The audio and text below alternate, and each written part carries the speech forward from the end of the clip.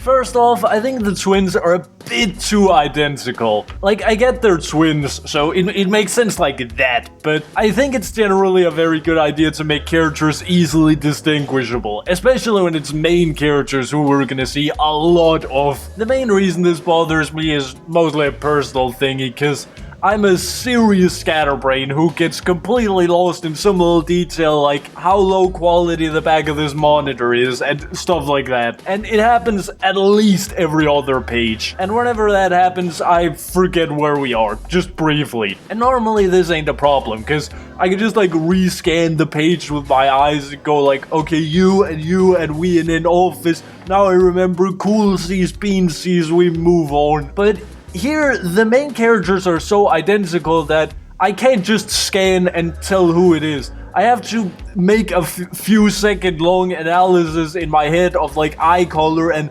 whether or not I can see tits in order to remember who it is. And that's just a hiccup in the flow. I know this is a pretty personal problem, but I can't be the only trash-brained guy in the Yiff community. And this is a Yiff comic, so people are gonna be reading this late at night with a dick in their paw. And that ain't gonna do good stuff for your attention span either. If you make these two a little easier to tell apart, that ain't gonna hurt nobody. There's a good practice in character design saying a character should be recognizable by their silhouette alone. And this can still apply for siblings, even if they look very similar. Here's a few examples, and if you can't be bothered to do that, just at least add a fat streak of purple hair in one of them's head. Like in Another Night by Raja, there's also two twins, but one of them has a fat purple line through her hair. Just that is a massive help to my trash brain. Something I did really like. You're pretty good at doing montage stuff throughout the comic.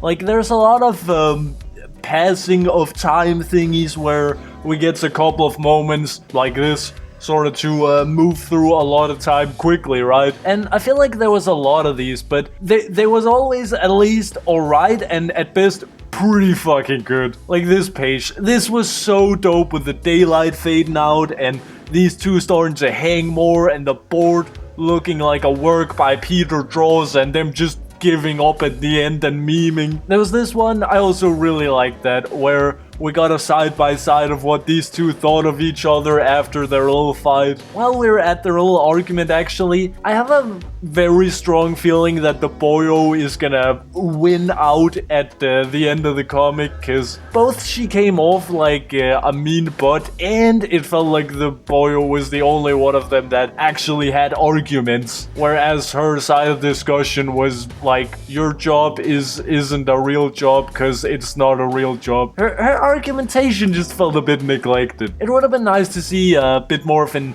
equal fight instead of just this kind of one-sided thing. Zootopia is actually a good example of this. The first time that Nick and Judy had a little argument going, I'm gonna link this moment in the description and in the comment section. There was actually a little back and forth between them with Judy trying to accuse Nick of having broken the law, Nick coming back at her, and then Nick taking charge and explaining why Judy is out of touch and unrealistically hopeful. She tries to get back at Nick by claiming he's just too pessimistic and he's never tried to be anything more himself, which we later learn is wrong, and then Nick seals the argument after calling Judy dumb, which she claims not to be, while at the same time she doesn't realize she stepped in wet cement. There's some actual back and forth here, and then Judy even ends up losing the argument, even though it's her movie with her holding an inspirational speech at the end.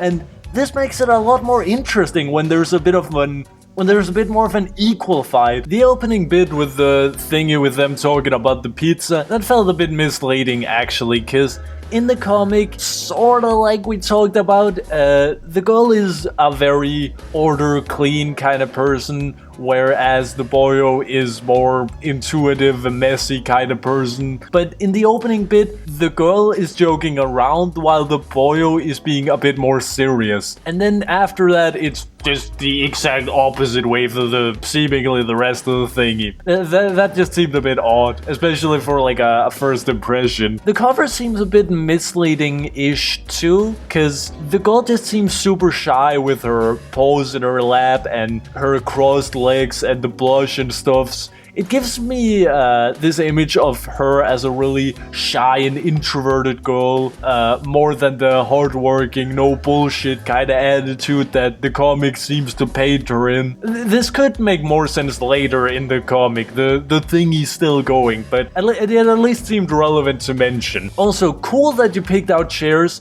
that actually have holes for tails on the cover. You didn't do this the whole way through, although that would have been cool. Another thing entirely, the girl is kind of on the boy's dick about keeping the place tidy at one point, whereas like she complains about him having dropped the hoodie on the stair thing here, but even after that the entire place is still covered in clothes and there's a pizza box on the lampshade and she never seems to acknowledge that, or she at least haven't acknowledged that yet. Also, this hoodie here is hung on the door handle in a really weird way. Like, why not just hang it by the hood instead of, like, how is it even hung here? And the sweater here, the sweater sleeves account for almost half the weight, so if you want to hang a sweater like this, it'd probably fall down on this side. Also, this pair of pants on the floor, it looks like a ghost is wearing them or something. I do like how you used color text in speech bubbles.